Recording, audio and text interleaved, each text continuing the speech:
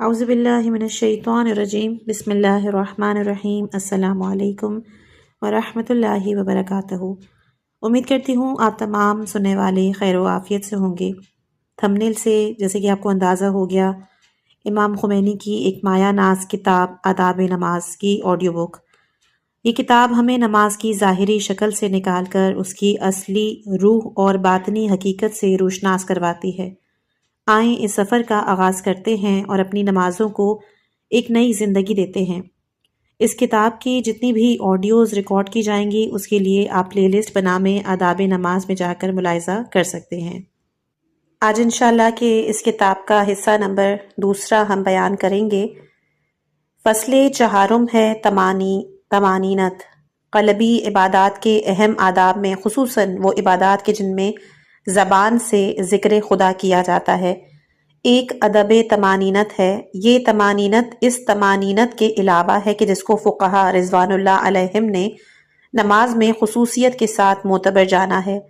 قلبی عبادات کی تمانینت یہ ہے کہ سالک عبادت کو سکون قلب اور اطمینان خاطر کے ساتھ بجا لائے، کیونکہ اگر عبادت اضطراب اور گھبراہٹ کی حالت میں ادا کی گئی تو دل ایسی عبادت سے متاثر نہیں ہوگا اور دل کی آسمانی مملکت میں عبادت کا کوئی اثر ظاہر نہیں ہوگا، اور حقیقت عبادت قلب کی باطنی صورت میں نہیں آ سکے گی۔ عبادت کی تکرار اور کثرت اور ادائے اذکار میں ایک راز یہ بھی ہے کہ اس سے عبادات اور اذکار میں تاثیر پیدا ہوتی ہے۔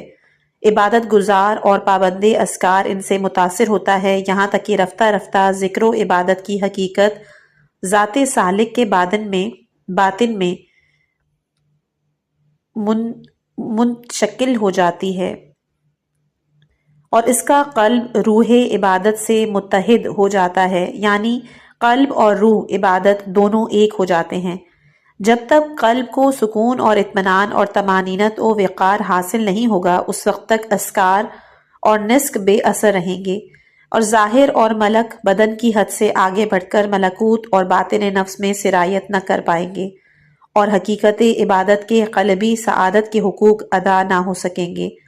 یہ بات اتنی واضح ہے کہ ذرا غور کرنے سے معلوم ہو جاتی ہے، زیادہ بیان کی ضرورت نہیں۔ اگر عبادت اس انداز سے کی جائے کہ قلب کو اس کی کچھ خبر ہی نہ ہو اور باطن پر اس کے اثرات مرتبط نہ ہوں تو دوسرے عالم میں محفوظ نہیں رہے گی اور عالم ملک سے عالم ملکوت کی بلندیوں تک نہیں پہنچ سکے گی۔ ممکن ہے مرض الموت کی سختیوں، احتضار کے ہولناک لمحوں اور موت کے بعد کے آفات اور مصائب میں خدا نخواستہ اس کی صورت بالکل ہی صفائے قلب سے مٹ جائے، انسان خالی ہاتھ بارگاہ قدس الہی میں پہنچے۔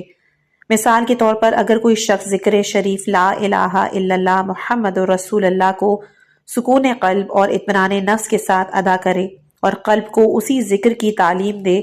آہستہ آہستہ دل کی زبان گویا ہونے لگے گی۔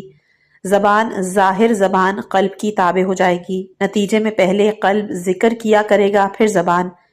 اسی مفہوم کی طرف امام جعفر صادق علیہ السلام کا ارشاد ہے۔ مصباح الشریعہ میں روایت ہے کہ آپ نے فرمایا کہ اپنے قلب کو اپنی زبان کا قبلہ قرار دو، اشارہ قلب، موافقت عقل اور رضائے ایمان کے بغیر زبان نہ ہلاؤ۔ اول کہ جب زبان قلب گویا نہ ہوئی ہو،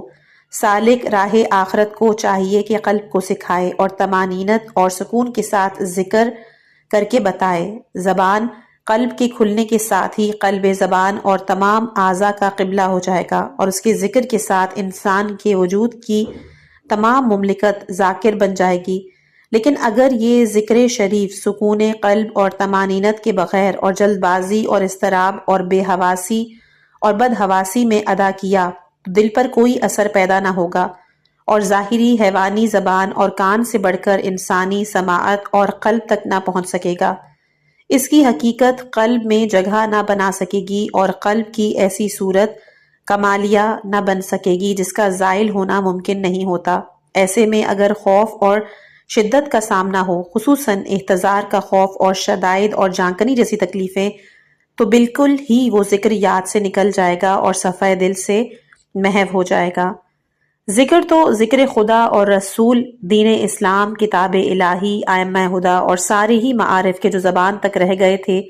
وہ دل تک نہیں پہنچے تھے فراموش ہو جائیں گے، اور جب سوالات قبر کا وقت آئے گا تو کسی سوال کا جواب نہ بن پڑے گا، تلقین بھی کوئی فائدہ نہ دے گی، اسی لیے کہ اپنے میں حقیقت ربوبیت اور رسالت اور دوسرے معارف کا کوئی اثر نظر نہیں آئے گا، اور جو کچھ یوں ہی زبان سے کہا تھا اور دل میں اس نے کوئی جگہ نہیں بنائی تھی، اور وہ سب اس کے خیال سے نکل چکا ہوگا، اور ربوبیت و رسالت اور دیگر معارف کی گواہی سے کچھ بھی نصیب نہ ہوگا۔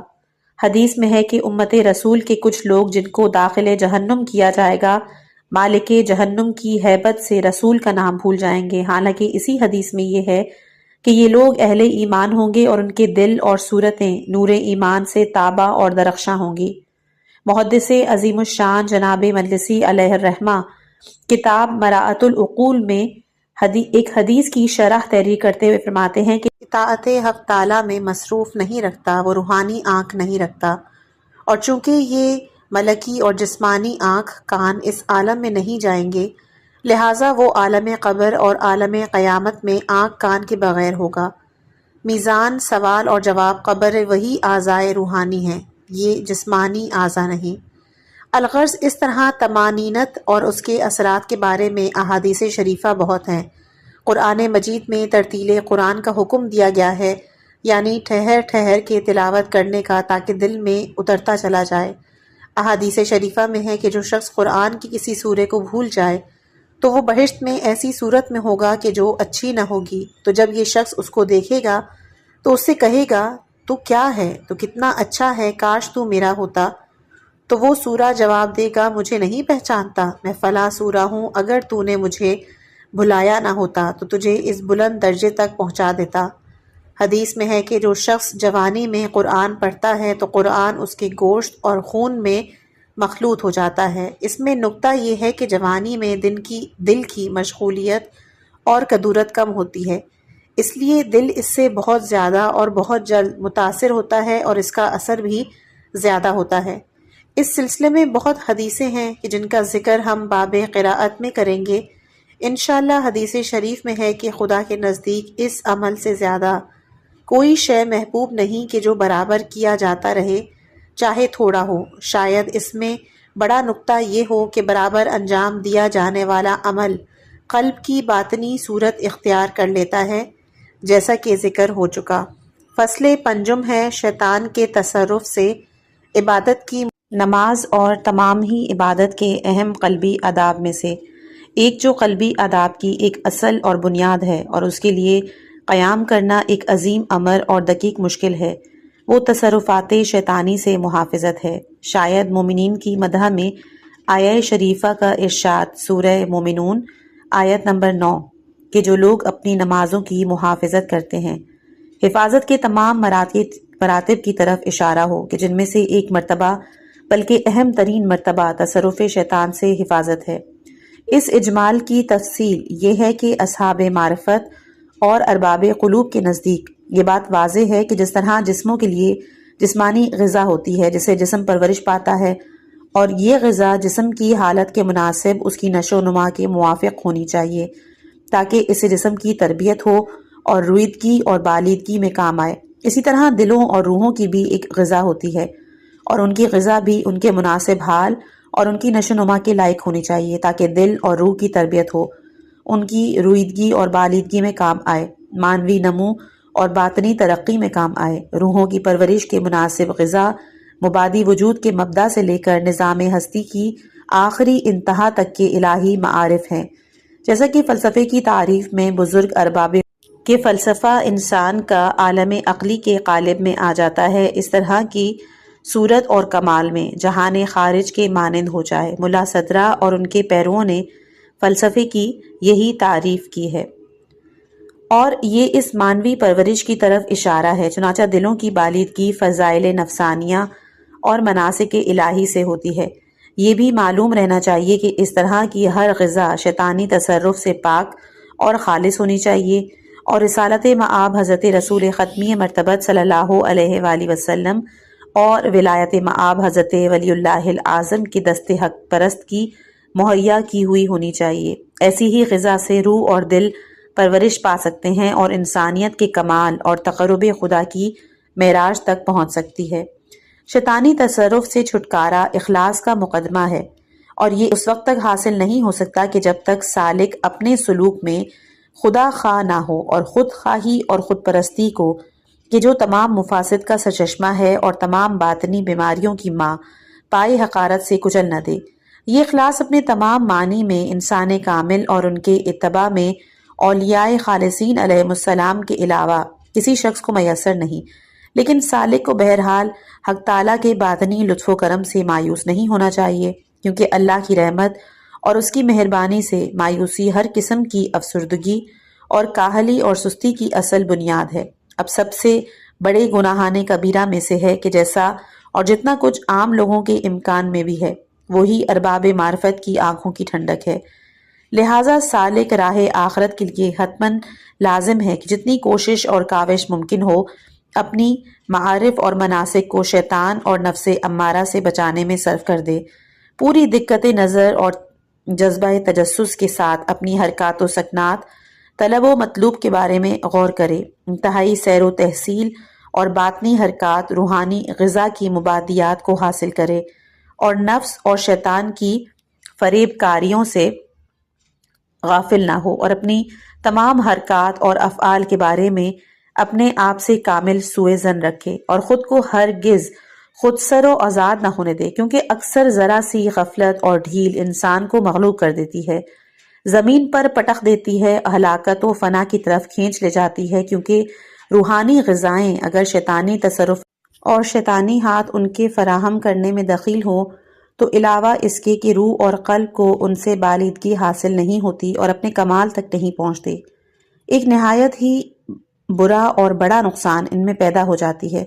ممکن ہے ایسی غذائیں استعمال کرنے سے خود بھی شیطان بن جائے یا چوپایوں اور درندوں کے زمرے میں خود کو شامل کر لے۔ اس روحانی غذا کا جو سرمایہ سعادت ہے اور کمال انسانیت کی راس المال اور مدارج عالیہ تک پہنچنے کا زمینہ ہے، برعکس نتیجہ سامنے آئے اور انسان کو بدبخت اور شقاوت کے اندھیر جہنم کی طرف کھینچ لے جائے۔ چنانچہ بعض اصطلاحی اہل عرفان میں ہم نے ایسے لوگ دیکھے ہیں کہ جن کو عرفانی اصطلاحات اور ان کے بارے میں غور و فکر ہی نے بے راہ اور گمراہ کر دیا، ان کے دلوں کو پست اور ان کے باطن کو تاریک کر دیا، اور معارف کی پابندی ہی نے ان کی انیت اور انانیت کی قوت کو بڑھا دیا، اور وہ ناشائستہ دعوے اور شرع کے مقابلے میں گستاخیاں کرنے لگے۔ ارباب ریاضت اور اصحاب سلوک میں ایسے بھی افراد ہیں کہ جن کی تصفیہ قلب میں مشغولیت اور ریاضت نے ان کے دلوں میں اور زیادہ خس و خاشاک بھر دی اور ان کے باطن کو اور بھی تاریک بنا دیا۔ ایسا اس لیے ہوا کہ انہوں نے سلوک معنوی اور مہاجرت اللہ کا خیال نہیں رکھا۔ ان کا علمی سلوک اور ان کی ریاضتوں میں شیطان اور نفس کے تصرفات کی وجہ سے اللہ کے لیے نہیں رہ گئی تھی، بلکہ شیطان اور نفس کے لیے تھیں۔ علوم عقلیہ کے طلباء کی طرح علوم نقلیہ شرعیہ کے طلباء میں بھی ہم نے ایسے لوگ دیکھے کہ جن پر علم نے برا اثر ڈالا، ان میں اخلاقی مفاسد کا اور علم کے جو ان کی نجات اور فلاح کا باعث ہونا چاہیے تھا ہلاکت کا سبب بن گیا، اور انہیں جہالت، مرارات، سرکشی، غرور، خود پسندی کی طرف کھینچ لے گیا۔ اہل عبادت اور اہل مناسک اور آداب اور سنن کی پابندی کرنے والوں میں بھی ایسے اشخاص ہیں کہ جن کے دلوں کو عبادت اور مناسک آلودہ اور تاریک کر دیتی ہیں۔ ان لوگوں کو خود پسندی، خود بینی، تکبر، خود نمائی، فیشن پرست، بد اخلاق اور بندگان خدا سے بدگمانی میں مبتلا کر دیتی ہیں، حالانکہ ان عبادات اور مناسک سے احوال اور نفوس کی بہترین اصلاح ہونی چاہیے۔ یہ برائیاں بھی ان الہی معجونوں کو پابندی سے استعمال نہ کرنے کی وجہ سے پیدا ہوتی ہیں۔ یقیناً جو معجون شیطان خبیث کے ہاتھ لگ جائے اور نفس سرکش کے تصرف میں آ جائے، اس سے سوائے شیطانی بد اخلاقیوں کے اور کچھ بھی پیدا نہیں ہوگا، اور جب دل ہر حال میں انہی سے غذا حاصل کرتا رہے گا اور وہی نفس کی باطنی صورت بن جائیں گی، اور اس کی مداومت کے بعد انسان آدم کی اولاد ہونے کے بجائے فرزند شیطان ہو جائے گا، کیونکہ اسی کے ہاتھ کے نیچے تربیت پائے اور اسی کے تصرفات کے تحت اس کی نشو نما ہوگی، اور جب چشم ملکی بند ہوگی اور چشم ملکوتی کھلے گی تو اپنے آپ کو مجملہ اور شیاطین کے ایک شیطان پائے گا، اور اس طرح نقصان کے علاوہ کچھ حاصل نہ ہوگا، اور اپنے حال پر حسرت اور افسوس کے سوا کچھ ہاتھ نہ آئے گا۔ لہٰذا طریق آخرت پر چلنے والا ہر دینی رشتے میں منسلک اور ہر الہی طریق کا راہی ہے، ایک تو اس کو چاہیے کہ ایک ہمدرد طبیب اور مہربان تیماردار کی طرح پوری توجہ اور پابندی کے ساتھ اپنے حال کی نگہداری کرے اور اپنی سیر و سلوک کے عیوب اور کوتاہیوں کی گہرائی اور باریکی سے تفتیش کرے، دوسرے اس طرح سیر و سلوک کے درمیان تنہائیوں میں حق تعالیٰ کی ذات پاک سے خلوت میں پناہ مانگے، استغفار اور درگاہ ذوالجلال میں تضرع و زاری سے غافل نہ رہے۔ مالک تو ہماری کمزوریوں اور مجبوریوں سے واقف ہے، تو جانتا ہے کہ ہم تیری ذات پاک کی دستگیری کے بغیر اس دشمن ہاتھ سے بچ نکلنے کا راستہ نہیں رکھتے کہ جو اتنا قوی اور پرزور ہے کہ انبیاء کرام اولیاء والے مقام کو بھی راہ سے بے راہ کرنے پر کمر بستہ رہتا ہے۔ اگر تیرے لطف و کرم کی روشنی نہ ہو تو ہم یہ طاقتور دشمن ہلاک کر کے خاک میں ملا دے گا، تاریکی اور شقاوت کے لق و دق بیابان میں گرفتار کر دے تجھ کو اپنے خاصان درگاہ اور محرمان بارگاہ کی قسم کہ ہم وادی ضلالت میں حیران و پریشان پھرنے والوں اور سرگردانی کے صحرا میں پھٹکنے والوں کی دستگیری فرما، ہمارے دلوں کو کینہ اور نفاق اور شرک و شک سے پاک رکھ۔ فصل ششم ہے نشاط اور بہجت۔ نماز اور دوسرے عبادات کے قلبی آداب میں ایک ادب کے جو عمدہ نتائج کا سبب بلکہ بعض ابواب کے کھلنے اور عبادت کے بعد اسرار کی کشف ہونے کا سبب ہے، یہ ہے سالک کوشش کرے کہ عبادات کو قلبی بہجت اور نشاط اور دلی فرحت و انبساط کے ساتھ انجام دے۔ عبادت کے وقت کاہلی بے دلی سے سخت احتضار کرے، لہٰذا عبادت کے لیے ایسا وقت معین کرے کہ نفس عبادت کی طرف خوشی اور ذوق و شوق سے مائل ہو اور اس مصروفیت سے نشاط اور تازگی محسوس کر رہا ہو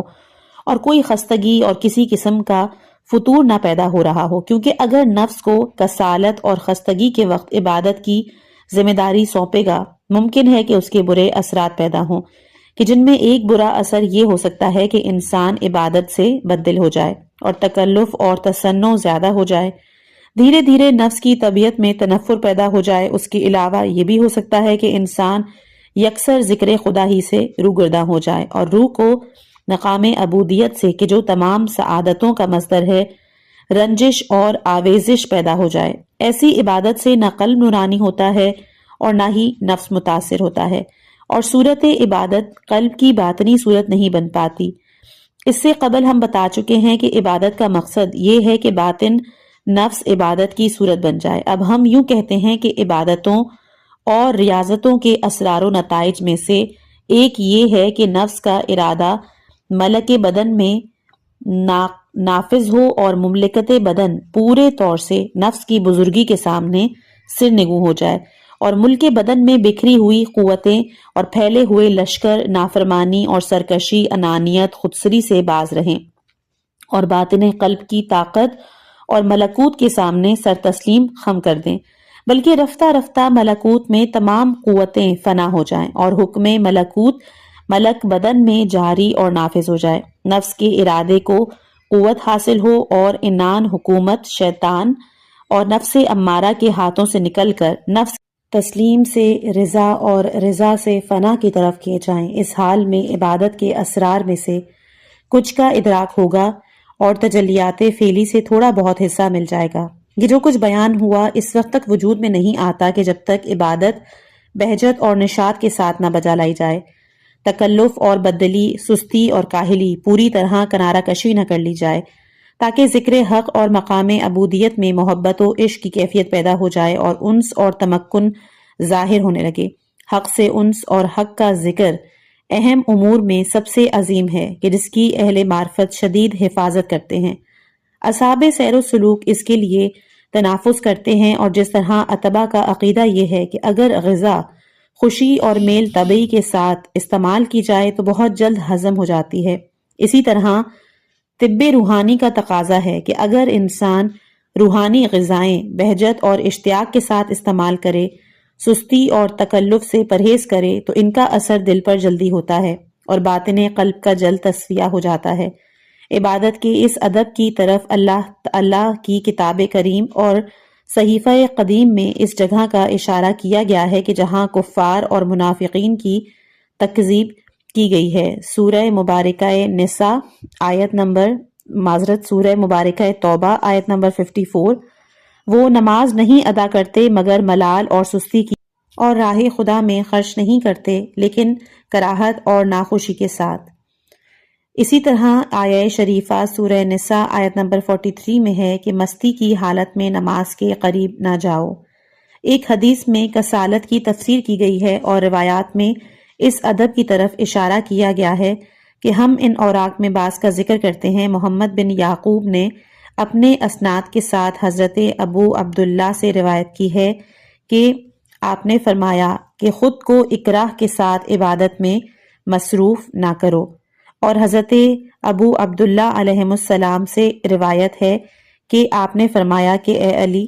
یہ دین متین اور یہ دین متین و استوار ہے، نرمی اور مدارات کے ساتھ اس میں قدم رکھو اور اپنے پروردگار کی عبادت سے خود کو متنفر نہ کرو۔ اسی طرح امام حسن عسکری علیہ السلام کی ایک اور حدیث ہے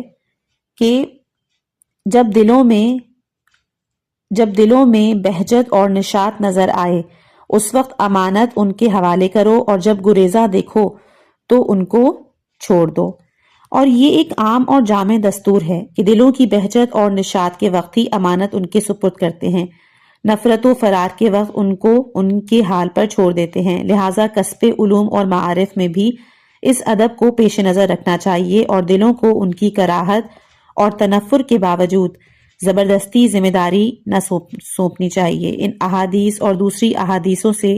ایک اور ادب کا پتہ چلتا ہے، اور وہ ادب بھی باب ریاضت کے اہم امور میں سے ایک ہے اور اس کی مراعات کہتے ہیں۔ وہ یوں ہے کہ سالک علمی، نفسانی یا عملی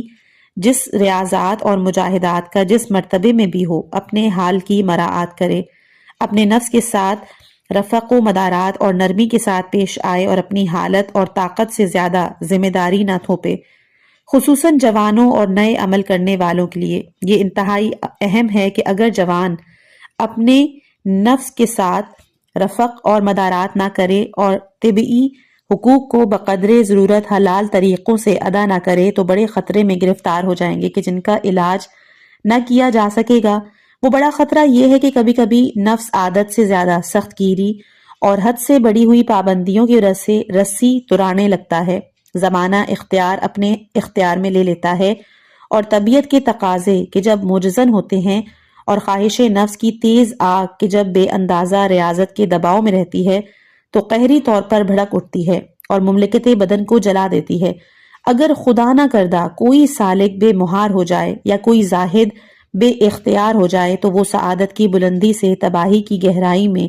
اسی طرح گر پڑتا ہے کہ پھر کبھی نجات کی صورت نہیں دیکھ پاتا اور طریقے سعادت و خلاص کی طرف کبھی لوٹ کر نہیں آتا۔ لہٰذا سالک کو چاہیے کہ ایک ماہر طبیب کی طرح ایام سلوک میں اپنے نفس کی نفس پر ہاتھ رکھے رہے اور احوال اور ایام سلوک کے تقاضے کے مطابق نفس کے ساتھ پیش آئے۔ اشتعال شہوت کے زمانے میں کہ جو جوانی کا فریب ہے، طبیعت کو اس کے حقوق اور لذات سے بالکل ہی روک نہ دے اور شرعی طریقوں کے مطابق آتش شہوت کو بجھا دے، کیونکہ طریق الہی کے مطابق شہوت کے بجھانا سلوک راہ حق میں مکمل طور سے تعاون کرتا ہے۔ لہٰذا نکاح اور ازدواج کرے کہ جو اللہ کی معین کردہ عظیم سنتوں میں سے ہے اور نوع انسانی کی بقا کا ذریعہ ہونے کے علاوہ سلوک راہ آخرت میں بھی مناسب دخل رکھتا ہے۔ اسی لیے رسول خدا صلی اللہ علیہ وآلہ وسلم نے فرمایا کہ جو شخص شادی کرتا ہے وہ اپنے آدھے دین کو محفوظ کر لیتا ہے، اور دوسری حدیث میں ہے کہ جو شخص خدا سے پاک و پاکیزہ حالت میں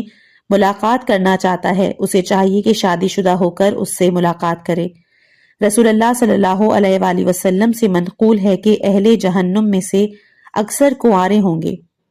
حدیث میں ہے کہ امیر المومنین علیہ السلام نے فرمایا کہ اصحاب کی ایک جماعت نے اپنے لیے عورتوں کو دن کے وقت افطار کو اور رات کے وقت سونے کو حرام قرار دے رکھا تھا۔ ام سلمہ نے یہ بات حضرت رسول صلی اللہ علیہ وآلہ وسلم کو بتائی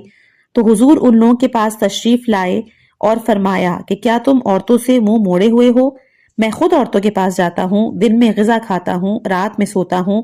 جو شخص میری سنتوں سے منہ موڑے وہ میرا نہیں۔ خدائے تعالیٰ اس کے لیے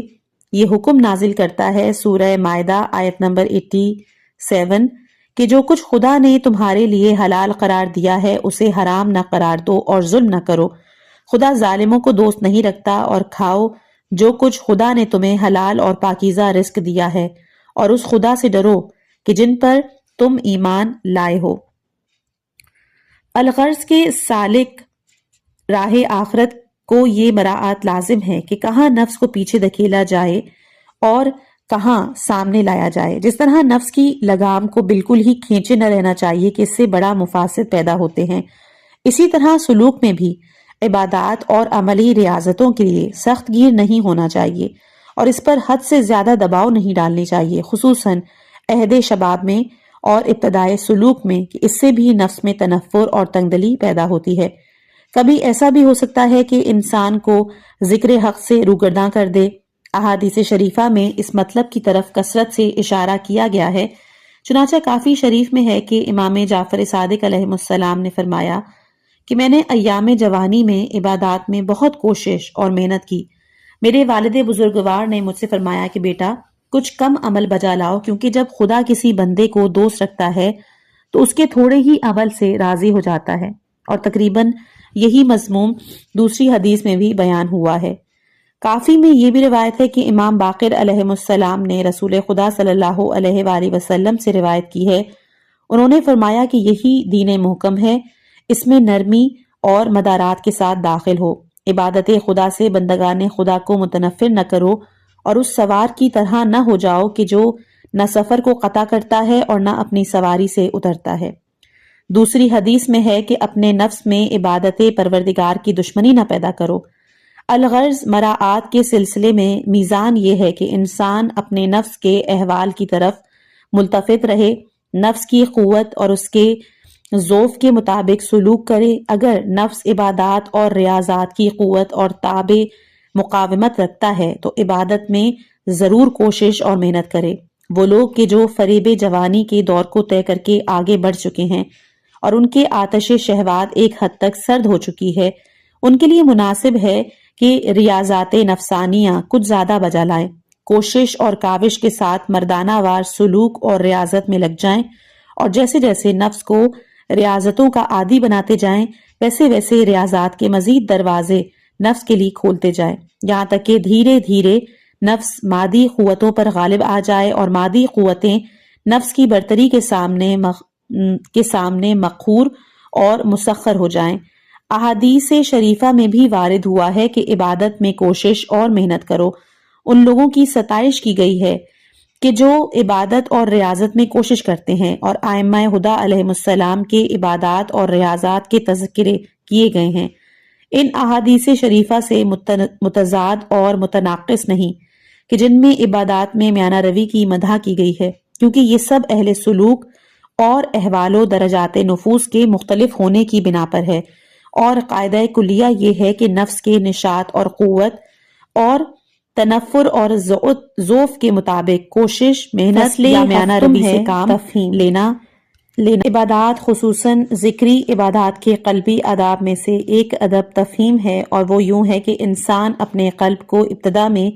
ایک بچے کی طرح فرض کرے کہ جس نے ابھی بولنا نہیں سیکھا ہے،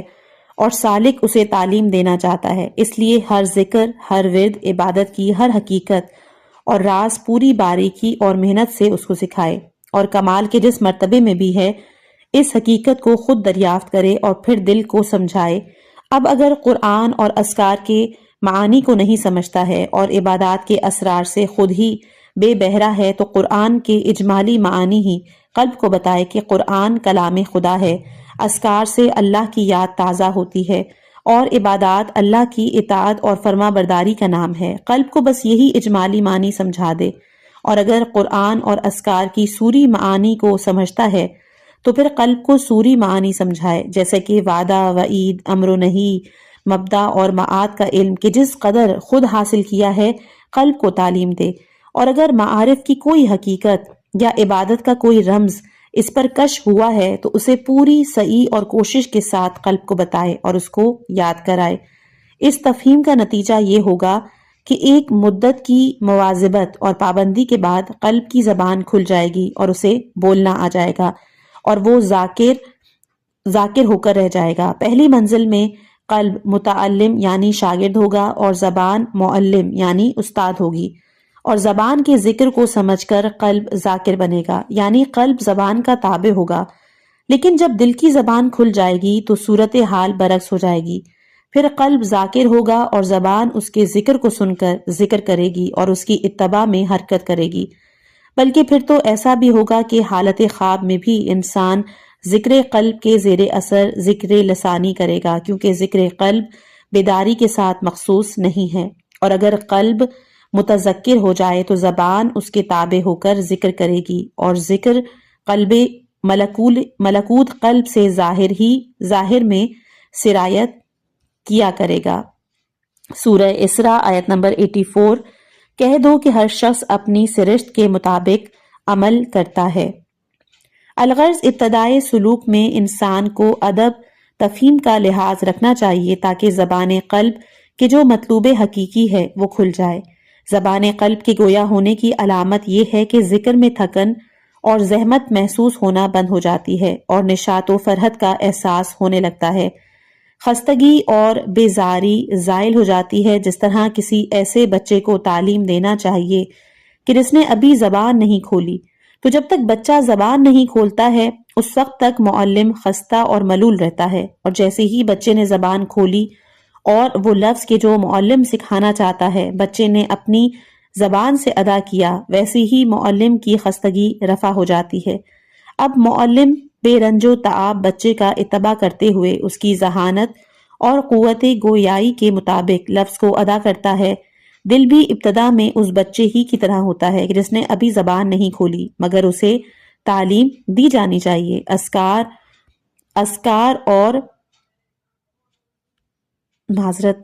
و اوراد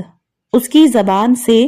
ادا کرائے جانے چاہیے۔ اس کی زبان کھلنے کے بعد انسان خود اس کے تابع ہو جاتا ہے اور اس کو سکھانے کے دوران کہ جو خستگی پیدا ہوتی ہے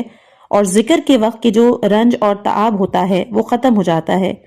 یہ ادب ان لوگوں کے لیے بہت ہی ضروری ہے کہ جو مبتدی ہیں۔ یہ بھی معلوم رہنا چاہیے کہ اذکار اور دعاؤں کی تکرار اور ذکر و عبادت کرتے رہنے میں ایک نکتہ یہ بھی ہے کہ زبان قلب کھلے اور قلب خود ذاکر، دعا کنندہ اور عبادت گزار بن جائے، اور جب تک ادب تفہیم کا لحاظ نہ رکھا جائے گا اس وقت تک قلب کی زبان نہیں کھل سکے گی۔ احادیث شریفہ میں اس مطلب کی طرف اشارہ کیا گیا ہے، چنانچہ کافی شریف میں امام جعفر صادق علیہ السلام سے روایت کی گئی ہے کہ حضرت امیر المومنین علیہ السلام نے قراءت کے بعض آداب بیان کرتے ہوئے فرمایا، بلکہ قرآن سے اپنے سخت دلوں کے بند دروازوں کو کھٹکھٹاتے جاؤ اور اس پر نہ رہو کہ کسی طرح سورہ ختم ہو جائے۔ اور کافی کی حدیث میں ہے کہ حضرت امام جعفر صادق علیہ السلام نے ابو اسامہ سے فرمایا، اے ابو اسامہ، خدا کو اپنے دلوں سے یاد کرو اور جن باتوں کا سوچنا اسے ناپسند ہے اس سے پرہیز کرو۔ یہاں تک کہ اولیاء کاملین علیہ السلام بھی اس ادب کو ملحوظ رکھتے تھے۔ چنانچہ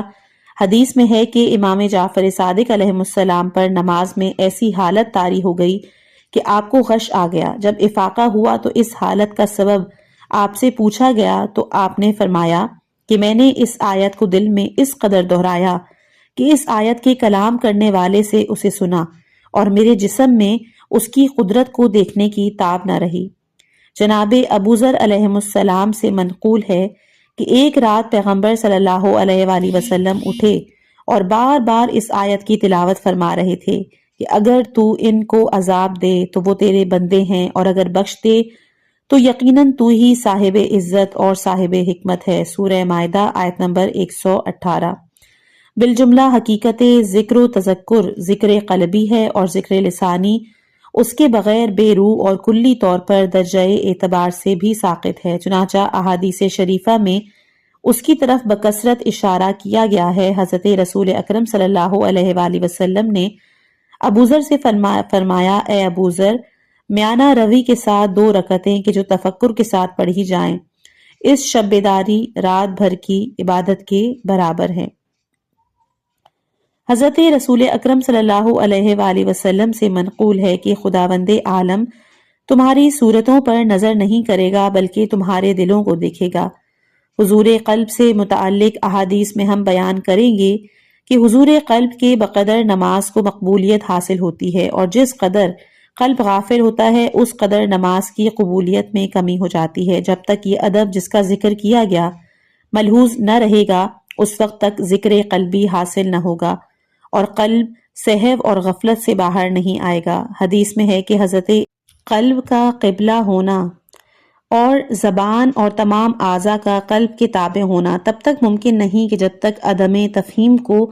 ملحوظ نہ رکھا جائے، اور اگر اس ادب کے بغیر یہ امور حاصل ہو جائیں تو یہ اتفاقی اور شاذ و نادر بات ہوگی اور انسان کو اس پر مغرور نہیں ہونا چاہیے۔ اس کے بعد ہے فصل ہشتم، حضور قلب۔ قلبی اہم آداب میں سے ہے۔ ایک ادب حضور قلب ہے کہ شاید کثیر آداب اس کا مقدمہ ہیں اور عبادت اس کے بغیر بے روح۔ یہ خود کمالات کی کنجی اور سعادت اور خوشبختی کا صدر دروازہ ہے۔ احادیث شریفہ میں کم امور ہیں کہ جن کا ذکر اتنا زیادہ ہوا ہو جتنا حضور قلب کا ذکر ہوا۔ کسی اور ادب کو کم ہی اتنی اہمیت دی گئی کہ جتنی اہمیت حضور قلب کو دی گئی ہے۔ ہم نے اگرچہ کہ کتاب سر الصلاۃ اور اربعین میں اس کا کافی ذکر کیا ہے اور اس کے درجات اور مراتب بیان کیے ہیں، لیکن یہاں بھی افادہ قارئین کے لیے حوالے سے بچنے کے لیے ان کا ذکر کرتے ہیں۔ جیسا کہ سابق میں بیان کیا گیا کہ عبادت اور مناسک اور اذکار و اوراد مکمل طور سے تب نتیجہ خیز ہوتے ہیں کہ جب قلب کی صورت باطنہ بن جائے اور انسان کے باطن ذات کا خمیر ہو جائے، انسان کا ان سے عبودیت کی صورت حاصل کرے اور خود سرکشی سے نکل آئے۔ یہ بھی بیان کیا جا چکا ہے کہ عبادات کے اسرار اور فوائد میں سے ایک یہ ہے کہ نفس کا ارادہ قوی ہو جائے اور نفس مادیت پر غلبہ حاصل کرے، اور مادی قوتیں نفس کی قدرت و سلطنت کے سامنے مقہور اور مسخر ہو جائیں۔ نفس ملکوتی کا ارادہ اور ملک بدن میں اس طرح نافذ ہو کہ قوتیں ویسی ہی مطیع اور فرما بردار ہو جائیں کہ جیسے اللہ کے فرشتے اللہ کے مطیع اور فرما بردار ہوتے ہیں، کہ ایک لمحے کے لیے بھی اس کی نافرمانی نہیں کرتے اور جو حکم ان کے لیے صادر ہوتا ہے اس کے مطابق عمل کرتے ہیں۔ اب ہم یہ کہنا چاہتے ہیں کہ عبادات کے اسرار اور اہم فوائد میں ایک یہ کہ اور تمام اسرار و فوائد اسی کا مقدمہ ہیں، وہ یہ ہے کہ تمام مملکت باطن اور ظاہر اللہ کے ارادے کے تحت مسخر اور مقہور ہو جائے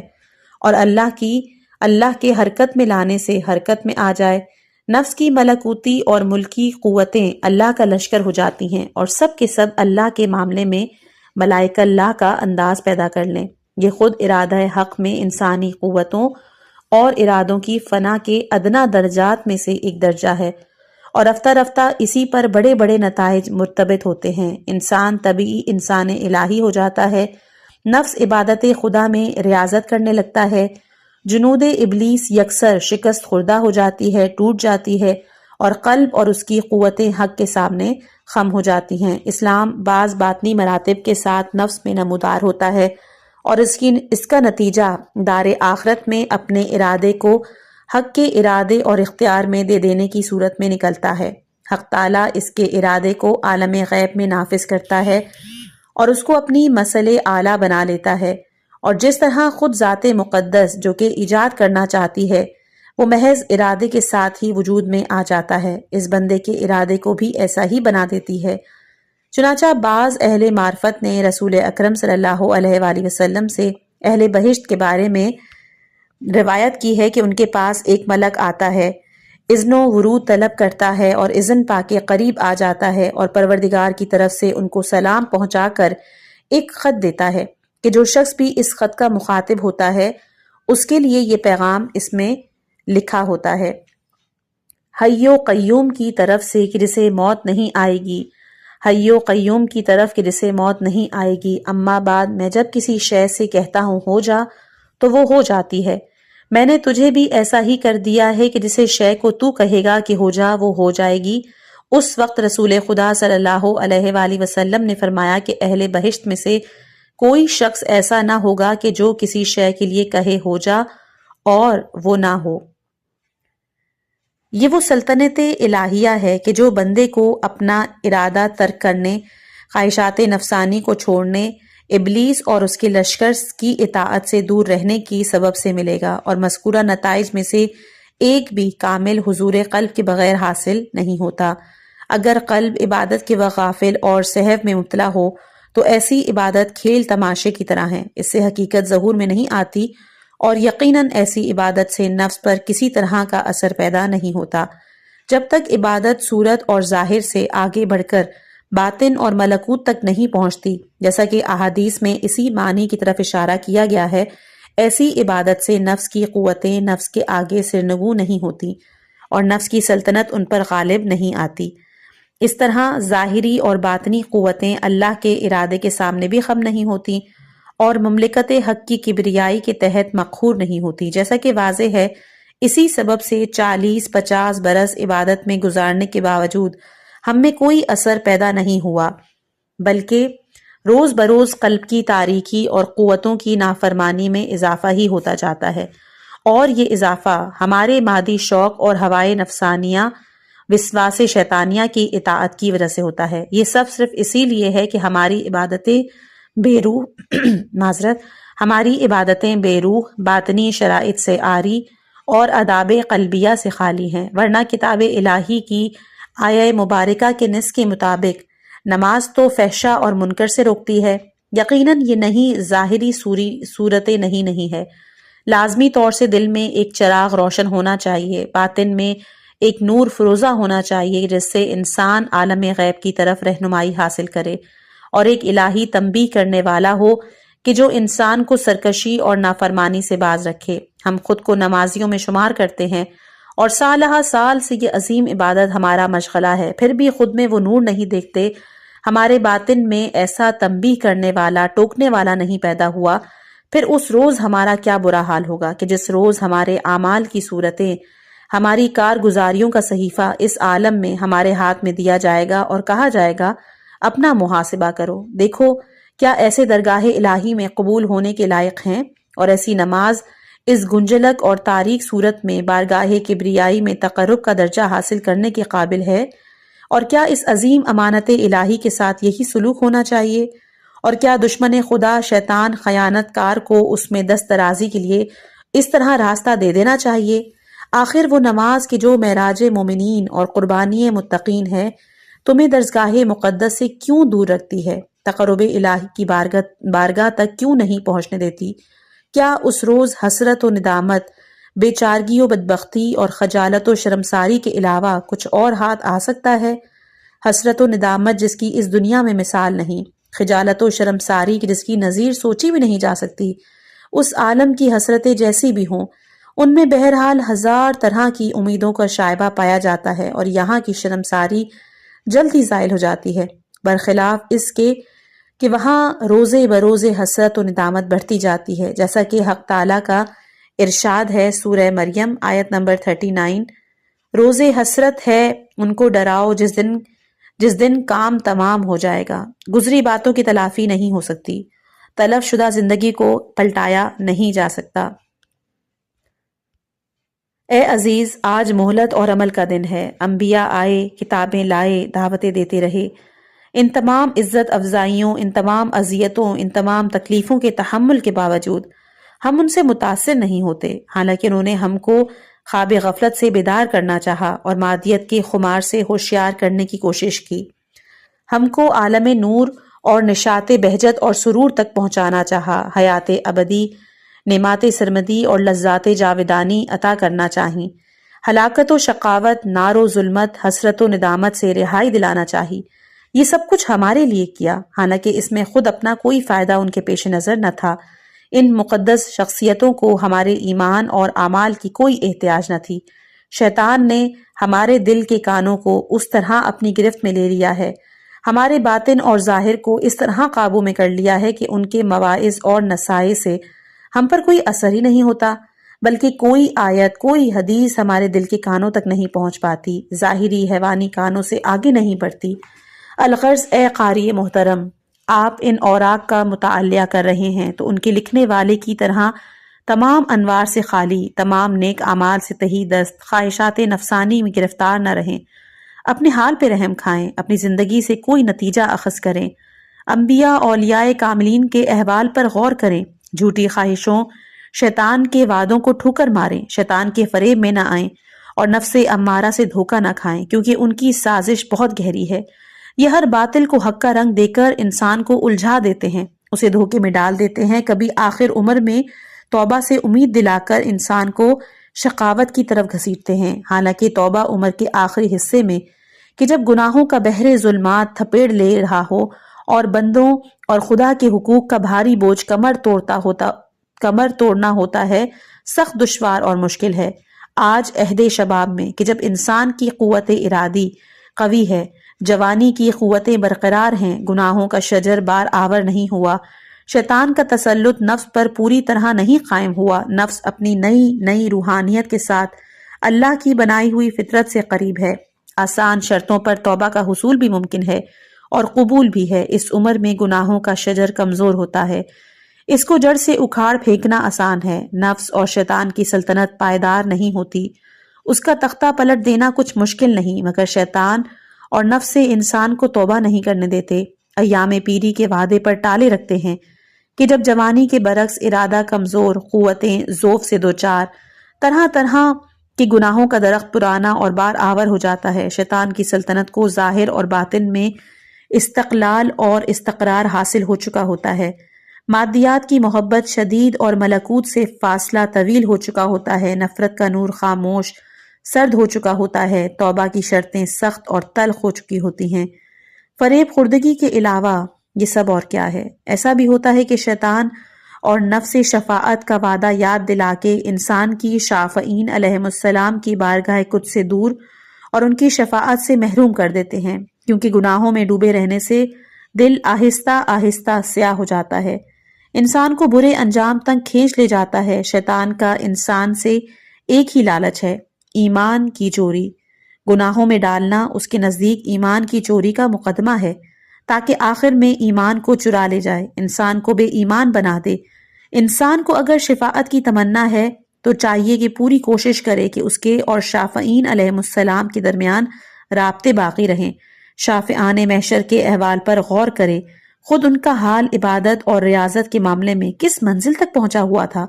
فرض کیجئے آپ دنیا سے با ایمان جائیں گے، لیکن اگر گناہوں اور حقوق کا بار گراں سر پر ہوا،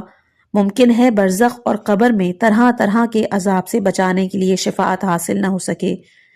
چنانچہ امام جعفر صادق علیہ السلام سے منقول ہے کہ تمہارا برزخ تمہارے ساتھ ہے، اور برزخ کی سختیوں کا اس دنیا کی سختیوں پر قیاس نہیں کیا جا سکتا، اور زمانہ برزخ کتنا طویل ہوگا خدا کے علاوہ کوئی نہیں جانتا۔ ممکن ہے لاکھوں، کروڑوں، ملین سال طویل، ممکن ہے قیامت ہی میں طولانی مدتوں طرح طرح کے عذاب کے بعد ہی شفاعت نصیب ہو سکے، جیسا کہ احادیث میں وارد ہے۔ پس ایسا نہ ہو کہ غرور شیطانی انسان کو عمل صالح سے روکے، انسان کو بے ایمان بنا کر یا گناہوں کے بارے سنگین کے ساتھ دنیا سے جانے پر مجبور کر دے اور شقاوت اور بدبختی میں گرفتار کر دے۔ ایسا بھی ہوتا ہے کہ ارحم الراحمین کی رحمت واسعہ کے وعدے کو یاد دلا کے انسان کا ہاتھ دامن رحمت تک پہنچنے سے روک دیتا ہے،